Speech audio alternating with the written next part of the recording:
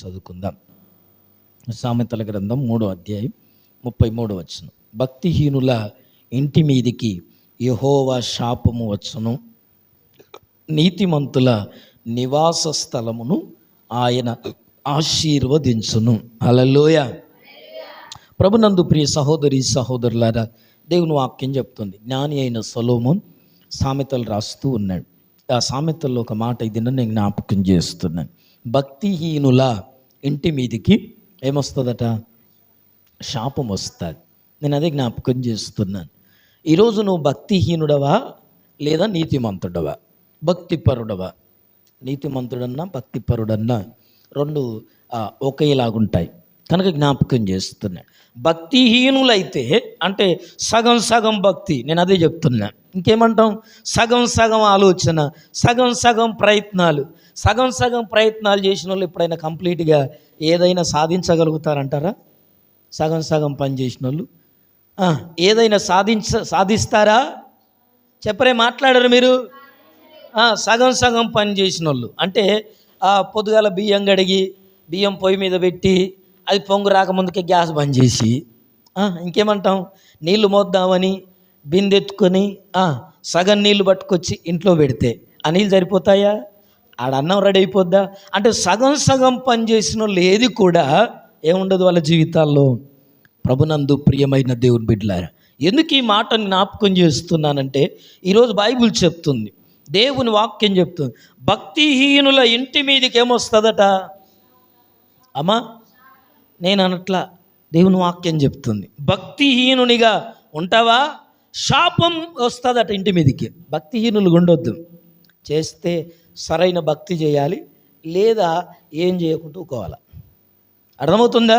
చేస్తేనేమో ఏం చేయాలా? సరైన భక్తి చేయాలా, దేవునితో పోరాటం చేయాలా, దేవునితో పెనుగులాడాలా. వింటున్నారా? ఎక్కడ దొరుకుతాడయ్యా దేవుడు?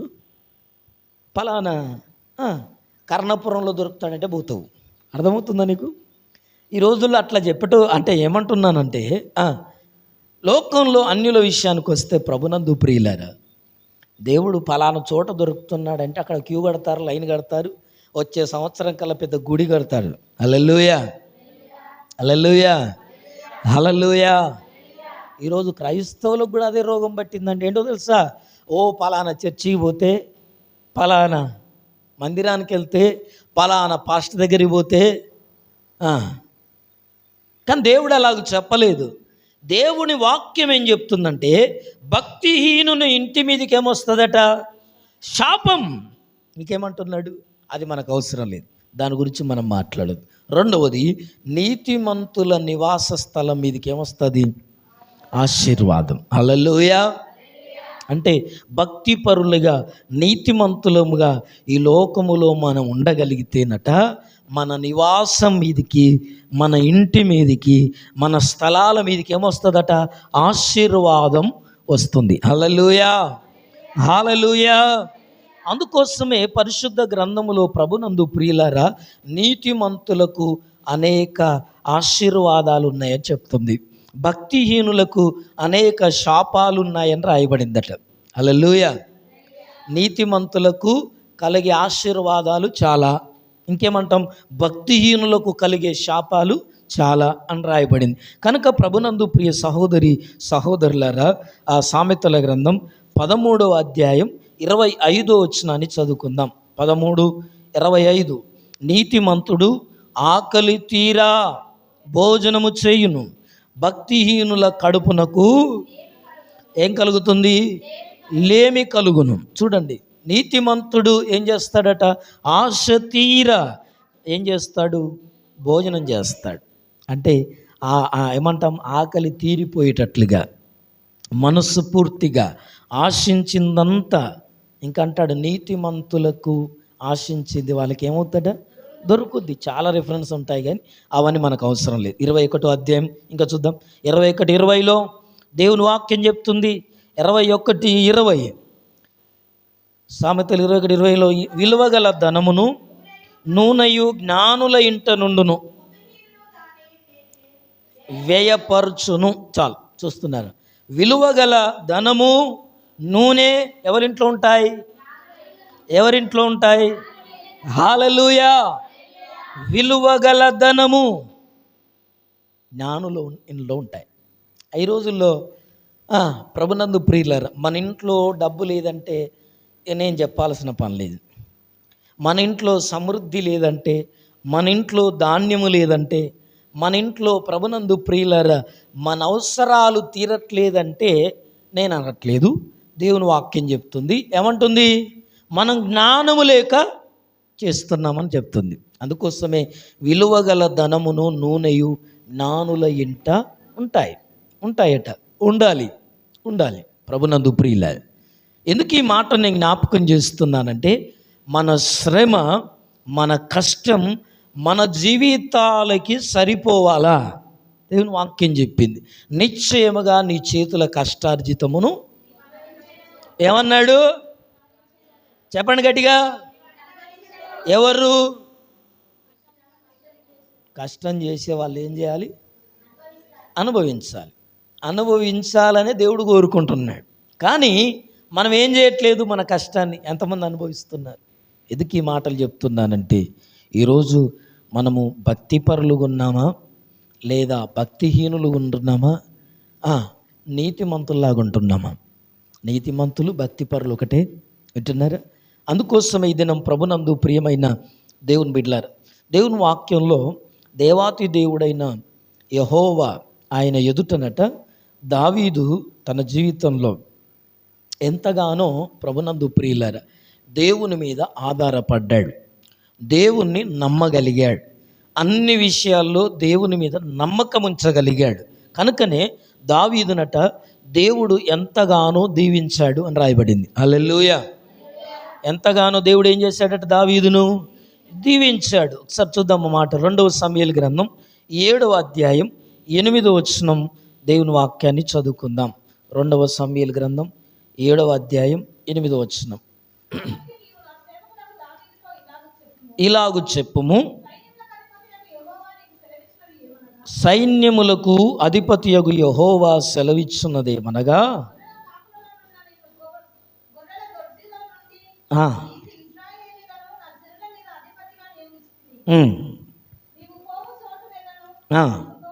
నీకు తోడుగా నుండి నీ శత్రువులందరినీ నీ ఎదుట నిలవకుండా నిర్మూలము చేసి లోకములోని గనులైన వారికి కలుగు పేరు నేను నీకు ఏం చేశాను? హల్లెలూయా. గత వారం ఈ టాపిక్ కూడా వచ్చినట్టుంది మన జీవితాల్లో కదా. ఏం చేశారు? ఏం చెప్తున్నాడు దేవుడు అంటే, కాబట్టి ఏమంటున్నాడు? నీవు నా సేవకుడగు దావీదుతో ఇలాగ చెప్పమని ప్రవక్తతో చెప్తున్నాడు. సైన్యములకు అధిపతియగు యెహోవా నీకు సెలవిచ్చున్నదేమనగా, గొర్రెల కాపులోనున్న నిన్ను గొర్రెల దొడ్డిలో నుండి తీసి ఏం చేశాడు? ఇశ్రాయేలీలకు. దావీదు ప్రభునందు ప్రియులారా ఎక్కడికి? రాజరికంలోనికి రావడానికి గల కారణాలేంటి జ్ఞాపకం చేసుకోండి ఒకసారి కదా. ఎక్కడో నేను గత వారం గుర్తు చేశాను, దావీదు ఎలాంటి వాడు? సమూయేలు దావీదును రాజుగా అభిషేకించడానికి ఇంటికి వెళ్తే పేరు చెప్పలేదు, కానీ దేవుడు యెషై కుమారుల్లో ఒక కుమారుణ్ణి నేను ఇశ్రాయేలుల మీద ఏం చేయబోతున్నాను? రాజుగా అభిషేకించబోతున్నానని చెప్పాడు. అయితే చెప్పినప్పుడు సమూయేలు తైలపు బుడ్డి చేతబట్టుకొని ఎక్కడికి వెళ్ళాడు? యెషై ఇంటికి వెళ్ళాడు. యెషై ఇంటికి వచ్చినప్పుడు ఏం చేశాడట? యెషై కుమారులను పిలిచి, యెషై నీ కుమారులు ఎవరెవరు? ఎంతమంది కుమారులు అంటే ఆయన అన్నాడు, అయ్యా నా కుమారులు చాలామంది ఉన్నారు, అయితే ఒక్కొక్కరిని నువ్వు పిలువమని చెప్తున్నాడు. హల్లెలూయా. ఒక్కొక్కరిని పిలిస్తే ఏం చేస్తా? ఇదిగో నీ కుమారుల్లో ఒక కుమారుణ్ణి దేవుడు ఏం చేయాలనుకుంటున్నాడు? రాజుగా అభిషేకించాలనుకుంటున్నాడు అన్నాడట. అంటే నా కుమారుల్లో ఒకరు రాజా అని చెప్పి, పెద్ద కుమారుడే కావచ్చు, రెండో కుమారుడు అబియాము కావచ్చు, మూడో కుమారుడు అబ్షాలోము కావచ్చు, నాలుగో కుమారుడు అమ్నోను కావచ్చు. ఎంతమంది కొడుకులు? ఎనమండుగురు కదా. వాళ్ళ పేర్లు కూడా ఉన్నాయి బైబిల్లో. అయ్యాన్ని ఇప్పుడు మీరు చెప్పలేరు, నేను కూడా కొన్ని మాత్రం చెప్పగలిగాను. ప్రభునందు ప్రియమైన దేవుని బిడ్డలారా, అందుకోసమే బైబిల్లో ఆ వ్యక్తిని అలాగ యెషైని పిలిచి కొడుకులను పిలువమన్నప్పుడు పెద్ద కొడుకు వచ్చాడు, రెండో కొడుకు వచ్చాడు. గత వారం అంతా నేను చెప్పాడు కదా. అందరూ వచ్చారు, 7గురిని చూశాడు. ఏడుగురిని చూసి సమూయేలు అనుకున్నాడు, ఒకనికంటే ఒకడు మించిపోయాడు. ఇంతమంది కుమారులు ఇంత అందంగా ఉన్నారు, ఇంత ఎత్తున్నారు, ఇంత కండలు కలిగిన వారు, బలం కలిగిన వారు, యుద్ధ వీరులాగున్నారు అని కోరుకుంటేనట దేవుడు ఏమన్నాడు తెలుసా? దేవుడు ఏమన్నాడు సమూయేలును పట్టుకొని, సమూయేలు నువ్వు ఎందుకు పై రూపం చూస్తున్నావయ్యా? నువ్వెందుకు మనుష్యులు లక్ష్య పెట్టు వాటిని యెహోవా ఏం చేయడు? లక్ష్య పెట్టడు. హల్లెలూయా. మనుష్యులు పై రూపం చూస్తారు. ఏం చూస్తారట? ఏం చూస్తారు? లోకంలో ఉన్న వాళ్ళందరూ, మనుష్యులందరూ మనల్ని ఏం చూస్తారు? ఈరోజు మనల్ని ప్రేమించాలన్నా, మనల్ని దగ్గర తీయాలన్నా ఏం చూసి? పై రూపమే. ఎస్. కానీ దేవుడు అంటున్నాడు సమూయేలుతో, మొదటివాడు బాగున్నాడు, రెండోవాడు, ఎంతమంది బాగున్నావంటావా నువ్వు పాస్టర్ ఏమో అని చెప్పి ఏమన్నాడు తెలుసా? నువ్వు మనుష్యులుగా ఏం చేస్తారు? పై రూపమును లక్ష్య పెట్టుదురు కానీ యెహోవా హృదయములను లక్ష్య పెట్టువాడు. హల్లెలూయా. ఏం చూశాడు దేవుడు? ఏం చూశాడు? చెప్పండి పక్క వాళ్ళతో, దేవుడు హృదయాలను లక్ష్య పెట్టువాడు, అంతరంగాన్ని లక్ష్య పెట్టువాడు, నీ మనస్సును చూసి ప్రేమించడు ఆయన. హల్లెలూయా. నీ భక్తిని చూసి కాదు, నీ బట్టలను చూసి కాదు, అమ్మా ఇంకేమంటాం, నీ వేషధారణను చూసి ప్రేమించడు కాదు నా ప్రభువు మాత్రం. గుర్తుపెట్టుకోండి. వింటున్నారా? ఆయన దగ్గర వేషాలు ఏమీ పనిచేయవు. లోకంలో ఉన్న చాలామంది దగ్గర పనిచేస్తాయి కావచ్చు. వింటున్నారా? లోకంలో ఎంతోమంది ఉన్నారు, వాళ్ళ దగ్గర పనిచేస్తాయి. విఐపి అని పోవచ్చు. రాత్రి అమ్మని చంపి భార్యను చంపి పొద్దుగాల పోయి గుడికి పోయి మొక్కుకోవచ్చు. కానీ నా ప్రభువు దగ్గర అవి పనిచేయవు. హల్లెలూయా. హల్లెలూయా. రాజు తప్పు చేస్తేనే ఒప్పుకోలే. వింటున్నారా? పోనీలే రాజు కదా అని ఊకున్నాడా? ఊకోలా. కన్న కొడుకు బిడ్డ తప్పు చేస్తేనే ఒప్పుకోలా. ఇప్పటిదాకా చదువుకున్నాం, ఆదాము దేవునికి ఏదోను తోటలో చెప్పిన మాట వినకపోతే ఏం చేశాడు? ఏం చేశాడమ్మా? తోటలో నుండి నిర్దాక్షిణ్యంగా చేశాడా లేదా? పోనీలే ఇంకోసారి చెయ్యండిలే అనుకోలా. ఇది విషయం. ఎందుకు ఈ మాటని జ్ఞాపకం చేస్తున్నానంటే, దూతల్లో ప్రధాన దూత కెరూబు, అభిషేకించబడిన కెరూబు. ఇంకేమన్నాడు? ఆరాధించే దూత, వర్షిప్ లీడర్ ఏం చేశాడు? లూసిఫర్ దేవుణ్ణి కంటే ఎక్కువగా తన్ను తాను హెచ్చించుకున్నాడు. కనుక దేవుడు దేవదూత కదా, ఇంకొక ఛాన్స్ ఇద్దాం అన్నాడా? మరి నీ భక్తిలో నీకు ఛాన్స్ ఇస్తాడని ఎట్లా అనుకుంటావు సిస్టర్, బ్రదర్? అందుకే నేను జ్ఞాపకం చేస్తున్నాను. ఆదామునే ఏం చేశాడు? తోటలో నుండి బయటికి వెళ్ళగొట్టాడు. దేవదూతనే ఎక్కడికి పంపించాడు? బిలములోనికి, కటిక చీకటిలోనికి, పాతాళ బిలములోనికి ఏం చేశాడు? దేవదూతనని కూడా త్రోసేశాడు. ఇది నేను జ్ఞాపకం చేస్తున్నాను. దావీదును ఆ కడసరివాడు, అయ్యా 7 కొడుకులు అయిపోయారు, వీళ్ళెవ్వరిని కాదు, వీళ్ళందరూ బాగున్నారు కదయ్యా, బాగున్నా పర్లేదు సమూయేలు వాళ్ళు బాగున్నా పర్లేదు, వాళ్ళు కాదు నేను కోరుకునేది. హల్లెలూయా. బాగున్నోళ్ళు కాదు దేవునికి కావాల్సింది, బలహీనులు. పోయిన వారం చెప్పాను నేను. ఎవరు కావాలి దేవునికి? ఎవరు కావాలి? బలహీనులు కావాలి. మనలాంటి అసమర్థులే కావాలి దేవునికి. ఎందుకంటే మనల్ని సమర్థవంతులుగా మార్చగలిగిన వాడు. హల్లెలూయా. పనికి రాని పాత్రలు ఏం చేస్తాడు ఆయన? పనికొచ్చే పాత్రలుగా చేయగలిగిన వాడు. హల్లెలూయా. హల్లెలూయా. హల్లెలూయా. ప్రభునందు ప్రియ సహోదరి సహోదరులారా, అందుకోసమే సమూయేలుతో అన్నాడు, నువ్వు పై రూపాన్ని చూస్తున్నావు, వద్దు లక్ష్య పెట్టకు. నేను మనుషులలాగా పై రూపాలు చూసేవాడిని కాదు, హృదయాన్ని లక్ష్య పెట్టేవాడిని అని చెప్పి 7 అయిపోతే ఇలా నాన్న అమ్మ ఎవరు సపోర్ట్ చేయట్లేదు. ఏమయ్యా దేవుడు ఇంట్లో రాజును అభిషేకించమన్నాడు, నేను వచ్చిన పని పూర్తి కాలా అని అడిగితే, అయ్యా ఇంకెవరైనా కుమారులు ఉన్నారా అని అడిగాడా లేదా? అడిగాడు. అడిగితే అయ్యా కడసరి వాడు ఉన్నాడు, ఆయన పేరు దావీదు, ఆడు ఇప్పుడు ఇంటికి రాడు కదా, చాలా విషయాలు చెప్పాడు. ఆడు ఇప్పుడు ఇంటికి రాడయ్యా, ఆడు మా మాట వినడు, ఆని గొర్రెలేంటో ఆడేంటో వాడు ఎక్కడ బతాడో ఎడబడుకుంటాడో మాకెవరికి తెలియదు కనుక మేము ఏం చెప్పలేమన్నాడు. లేదు లేదు లేదు ఆడిని పిలిపియమన్నాడు. హల్లెలూయా. ఎవరిని పిలిపియాలా? ఈ రోజును ఎవరికి తెలియదా? నిన్నే పిలిచే రోజు రాబోతుంది. హల్లెలూయా హల్లెలూయా. ఈరోజు ఎన్నిక లేని వాడిని అనుకుంటున్నావా? హల్లెలూయా. ఈరోజు బలహీనురాలు అనుకుంటున్నావా? ఈరోజు నేను ఏం చేయలేను, నాకు చేత కావట్లేదు అనుకుంటున్నావా? నిన్నే ఒక శక్తిగా మార్చగలిగిన వాడు. దావీదు ఎక్కడున్నాడు? అరణ్యములో గొర్రెలను మేపుతూ ఉన్నవాడు, చిన్నవాడు, చిన్న వయసులో. తల్లిదండ్రులు కూడా అతన్ని పెద్దగా పట్టించుకోలేదు, గొర్రెలకు వదిలేశారు. అయితే దావీదు ఏం చేస్తున్నాడో తెలుసా?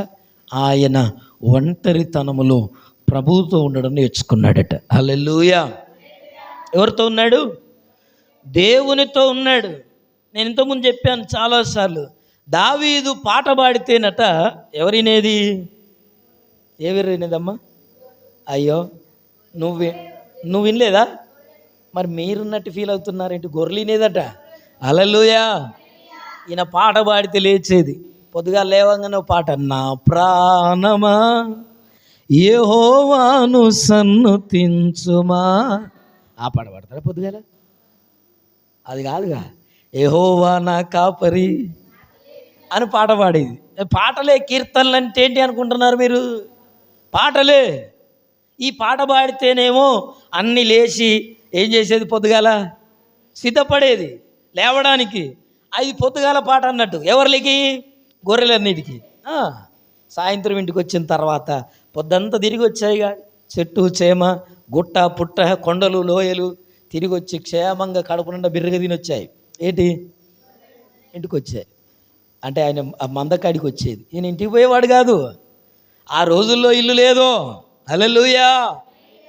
ఇంటికి రావడం లేదు, మేపుకుంటూ పోవాలి అంతే. ఎప్పుడో సంవత్సరంకి ఒకసారి, 6 నెలలకు ఒకసారి అవనానం చూసి వెళ్ళిపోవాలి. అందుకే మనకు ఆ అనుభవాలు లేవు. కానీ ప్రభునందు ప్రియులారా, అలాగున్న దావీదు దేవునితో గడిపేవాడు. సాయంత్రం యెహోవాను స్తుతించటం మంచిదని చెప్పి స్తుతించేవాడు. ఆయన కష్టకాలంలో తోడున్నాడని చెప్పి వినేవి. అయితే ఆయన పాట పాడితేనట దేవుడు ఆకాశము నుండి తొంగి చూసేవాడట. హల్లెలూయా హల్లెలూయా. అందుకే ఆయనకు కీర్తనాకారుడు అని పేరు వచ్చింది. ఏ పేరు వచ్చింది? దావీదుకు కీర్తనకారుడు అని పేరుంది తెలుసా మీకు? కీర్తనకారుడు, పాటలు పాడేవాడు. దావీదుకున్న అలవాటు ఏంటంటే మంచిగా ఉన్నా పాడతాడు, పండుకుంటేప్పుడు పాడతాడు, లేచినప్పుడు పాడతాడు, మొహం కట్టుకుంటే పాడతాడు, ఎవరిని తిట్టినా పాడతాడు, ఎవరినన్నా కొట్టినా పాడతాడు. మీకు తెలుసో తెలియదు, నిజమే చెప్తున్నా. తప్పు చేసినా పాడతాడు, మంచిగా ఉన్నా పాడతాడు. మనం ఇంకొకటే తీరు, నీకు తెలుసో తెలియదు. హల్లెలూయా. 51వ కీర్తన బత్షెబతో పాపం చేసినాక రాశాడు. పాడాడా లేదా? మనం మంచిగుంటేనే ప్రార్థన, ఇక ముఖం మార్చిందంటే ప్రార్థన లేదు, ఏది లేదు. నాకు గట్ల మంచిగుంటేనే ప్రార్థన, మనసు మంచిగా ఉన్నప్పుడే చేయాలి ప్రార్థన. ఎవరు చెప్పారు నీకు? ఎవరు చెప్పారు నీకు? అన్ని సమయాల్లో చేయాలి. హల్లెలూయా. మంచిగా ఉన్నప్పుడు చేయాలి, కష్టం ఉన్నప్పుడు చేయాలి, తిట్టుకున్నప్పుడు చేయాలి, కొట్టుకున్నప్పుడు చేయాలి. అట్లాగని చెప్తే భర్త అన్నాడట, అయ్యగారు ప్రైజులాడు అన్నాడట. ఎన్నర్లేని నేను ప్రైజులాడు చెప్పిన, ఏందయ్యా మీ అమ్మగారికి ఇట్లా అందరూ బాగున్నారంటే, బాగానే ఉన్నామయ్యా, బాగా లేకపోతే ఏమైంది, కానీ మీకు ఇదే, మా అమ్మగారికి ఇదే చెప్తాను అన్నాడట. ఎవరిని? ఎవరినవా? పాస్టర్ని అన్నాడు. ఇదే నేర్పుతానవా? ఎవరిని అంటారు? చదువు చెప్పిన సార్నే అంటారు కదా ఏదొచ్చినా. అంటే ఏందయ్యా ఏం జరిగిందంటే, ఇదిగో నన్ను అంతులేని బూతులు తిడుతుంది, ముసుకేసుకొని ప్రార్థన చేస్తుంది. ఏందట? చూడండి ప్రభునందు ప్రియులారా, ఇలాగుండొద్దు క్రైస్తవులు. ఎందుకు ఈ మాటలు చెప్తున్నా అంటే ప్రభునందు ప్రియ సహోదరి సహోదరు, ఇప్పటిదాకా నువ్వే అన్నావు కదయ్యా అంటారా? కాదు కాదు, పరిస్థితులను బట్టి, శ్రమలను బట్టి, కష్టాలను బట్టి, అనుకోకుండా జరిగే వాటిని బట్టి కావలసుకొని చేసేది. అందుకే క్రైస్తవులకు ఓపిక ఉండాలన్నాడు. హల్లెలూయా. ప్రభునందు ప్రియ సహోదరి సహోదరులారా, అయితే దావీదు ఎక్కడి నుంచి అంటే తన జీవితంలో దేవుని సంకల్పం, ప్రణాళిక, ఆయన దేవునితో నడవడాన్ని బట్టి దేవుడు, నువ్వు గొర్రెలంటే కాదురా ఉండాల్సింది, అరణ్యంలో కాదు నువ్వు ఉండాల్సింది, ఎక్కడ ఉండాలి? ప్రజల మధ్య ఉండాలి. హల్లెలూయా. రాజుల మధ్య ఉండాలి, నాయకుల మధ్య ఉండాలి, అధికారుల మధ్య ఉండాలి. అందుకోసమే కీర్తన గ్రంథంలో దేవుని వాక్యం అంటుంది, ఆయన బీదలను పెంట కుప్పల మీద నుండి లేవనెత్తువాడు. హల్లెలూయా. ఏం చేస్తున్నాడట? అధికారులతోనూ ప్రధానులతోనూ, ఇంకేమంటాడు, రాజుల ఇంకా అధికార ప్రధానులతోనూ కూర్చుండబెట్టువాడని రాయబడింది. హల్లెలూయా. కూర్చోబెడతాడు. దావీదును చూశాడు. ఈ దినం నేను అదే జ్ఞాపకం చేస్తున్నాను, నీ భక్తిని, నీ నీతిని నా ప్రభువు చూడాల. హల్లెలూయా. హల్లెలూయా. దావీదును దేవుడు చూచాడు. సమూయేలు పొరపాటు పడతాడనే దేవుడు ఏమంటున్నాడు తెలుసా? ఒక్కొక్కరు వస్తున్నప్పుడు, సమూయేలు నువ్వు పై రూపమును లక్ష్య పెట్టొద్దు. మనుషులను చూసి కాదు నువ్వు ఏరుకునేది, కోరుకునేది. మనుషులను చూసి కాదు కోరుకునేది. వీళ్ళు చూసి, ఎవరు చూసినా బాగున్నాడు అంటాడు.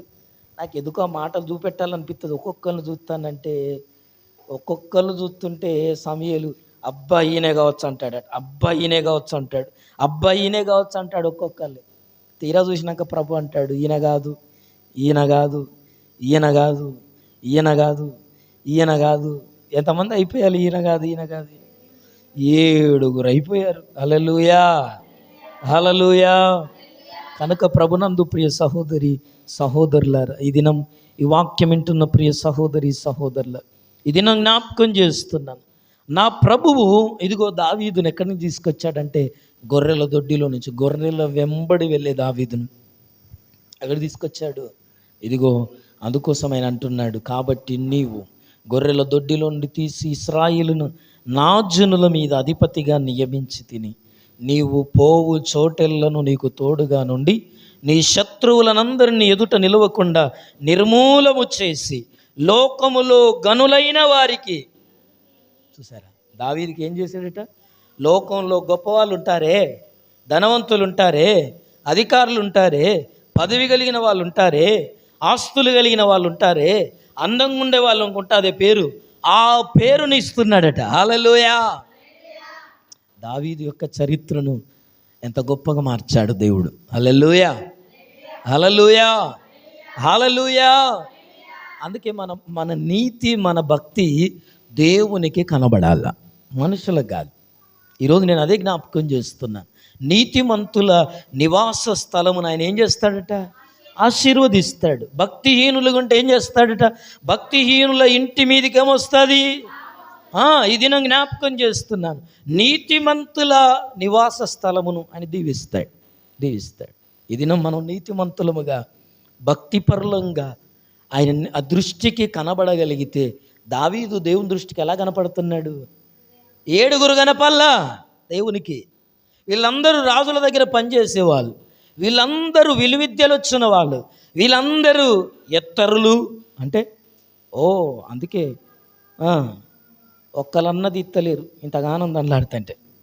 ఒక్కొక్కరిని చూస్తుంటేనట ఎత్తున్నారు, దొడ్డున్నారు, బలంగా ఉన్నారు, ఆరోగ్యంగా ఉన్నారు. వీళ్ళని చూసి వాళ్ళని చూసి ఈయనే ఈయనే ఈయనే ఈయనే అనుకుంటున్నాడు. ఎవరు? సమూయేలు.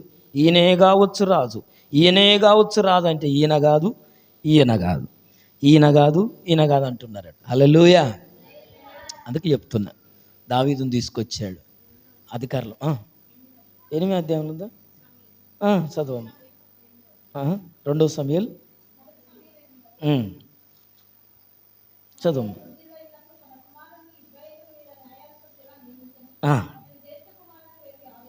ఏం పేరమ్మా? యావేలు. అవి పేర్లు చదువుతున్నా ఓన్లీ. అవి ఓన్లీ పేర్లు మాత్రం చదువుతారు. ఒక్కొక్కరు ఎన్నిక గురించి ఉంటారు. కానీ ప్రభునందు ప్రియులారా, ఎందుకు ఈ మాటను నేను జ్ఞాపకం చేస్తున్నాను? ఇంకా ఆ 2 సమూయేలు 7:18 మాటను చదవం ఒకసారి. 18 మాట, 18 వచనం.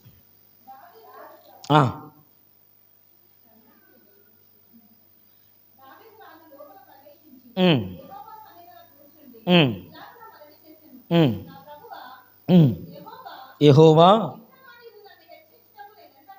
చూడండి చూడండి, నా కుటుంబము ఏ పాటిది. అబ్బా బాబా చాలు.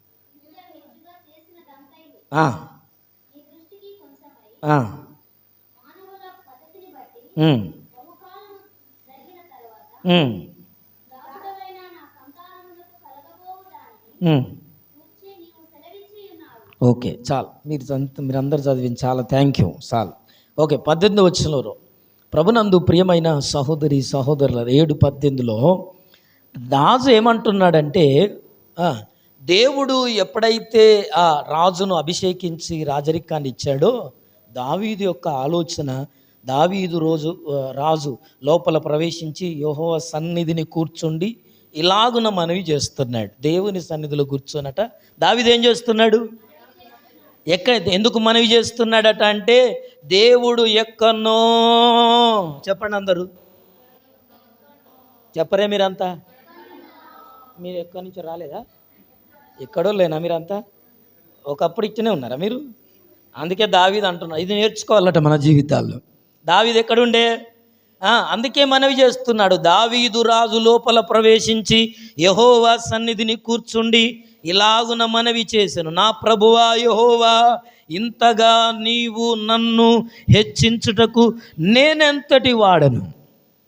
చూసారా ఈ తగ్గింపు, ఈ వినయం? ప్రభునందు ప్రియులారా, నా కుటుంబమే పాడిది. ఇంతగా హెచ్చుగా చేసినదంతయు నీ దృష్టికి కొంచెమై మానవుల పద్ధతిని బట్టి బహుకాలము జరిగిన తర్వాత నీ దాసుడనైన నా సంతానమునకు కలవబోవు దాన్ని గూర్చి నీవు సెలవిచ్చి ఉన్నావు.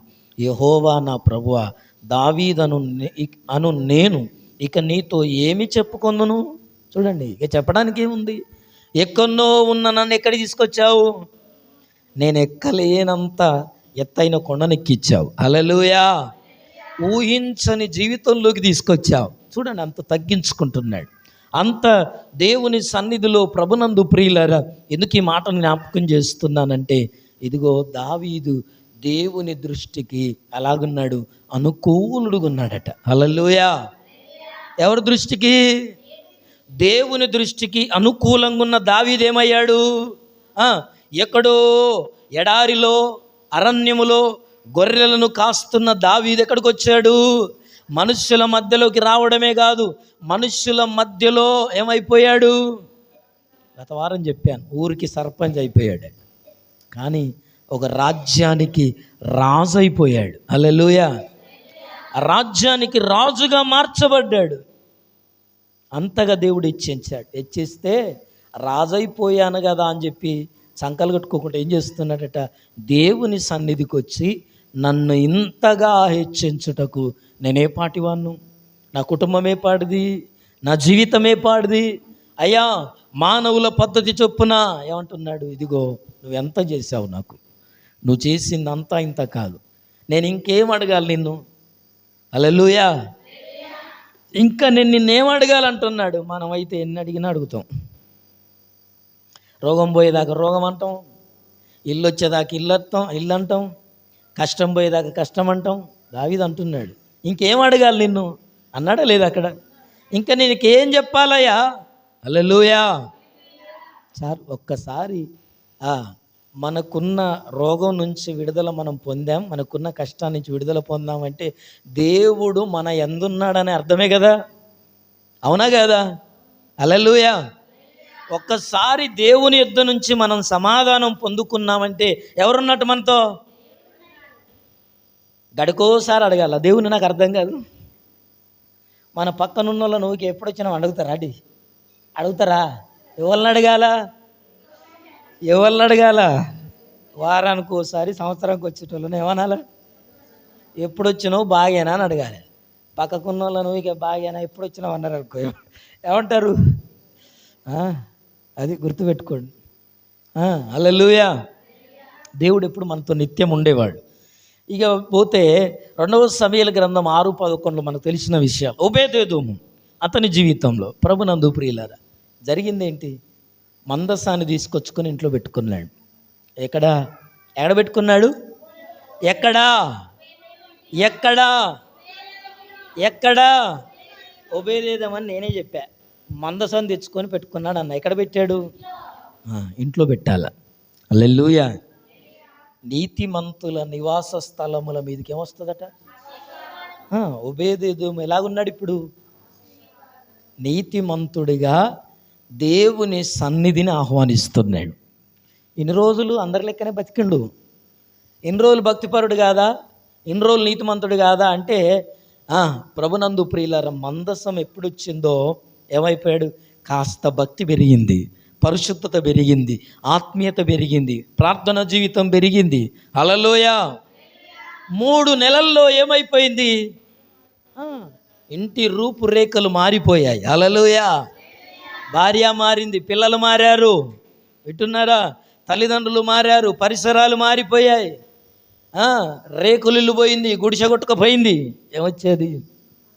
అన్నీ పోయాయి. కొట్టుకుపోయిందంటే గాలి వచ్చి కాదు, కొట్టుకుపోయింది, ఊడబీకేశాడు. 3 నెలల్లో అన్నీ మారిపోయాయి. హల్లెలూయా. మారతాయా అయ్యగారు? 3 నెలల్లో మారతాయా? ఓబేదెదోముకు మారాయి కదండి. ఇంకా సాక్ష్యం ఏం చెప్పను, వింటున్నారా?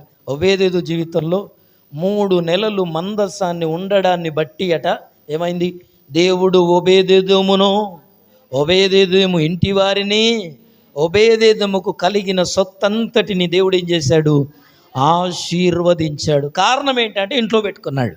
హల్లెలూయా. ఈరోజు నువ్వేం చేయాలి? నీతిమంతుల నివాస స్థలాన్ని ఆయన ఆశీర్వదిస్తాడు. అందుకే నీ గృహములో నువ్వు ఎలాగుండాలంటే నీతిమంతుడుగా బ్రతకడం ప్రయత్నం చేయి. దేవుణ్ణి ఆహ్వానించే వ్యక్తిగా ఉండడానికి ప్రయత్నం చేయి. ఇంకా ఏం చేయాలి? దేవుడు నిన్ను హెచ్చించిన కొలది నువ్వు దేవుని ఎదుట ఏం చేయాలి? దావీదులాగా తగ్గించుకోవాలి.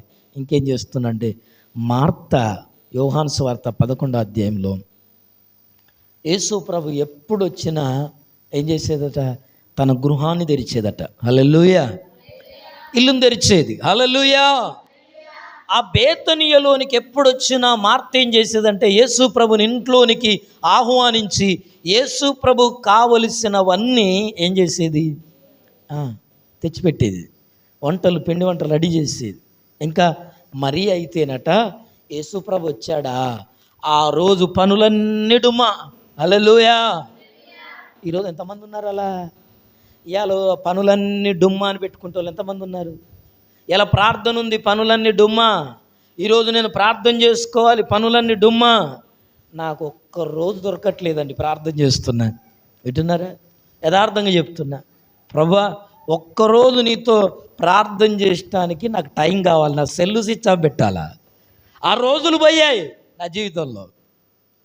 ఒకప్పుడు ఉండే ఆ రోజులు ఇప్పుడు రావట్లా. నేను ఎంత వెతికినా నేను అదే చెప్తున్నా. అందుకే నా జీవితంలోనే దొరకట్లా, మీ జీవితాల్లో దొరుకుతాయి. ఒక సేవకునిగా ఒకప్పుడు 5 గంటలు ప్రార్థన చేసేది, ఇప్పుడు అలాంటి రోజులు కావాలని కోరుకుంటున్నా. ఎంత ప్రయత్నించినా రావట్లా. దేవుడు అవకాశం ఇవ్వాలని ప్రార్థన చేస్తున్నా. హల్లెలూయా. హల్లెలూయా. హల్లెలూయా. మార్త ఎల్లప్పుడూ తన గృహాన్ని యేసు కొరకు తెరిచి ఉంచేది.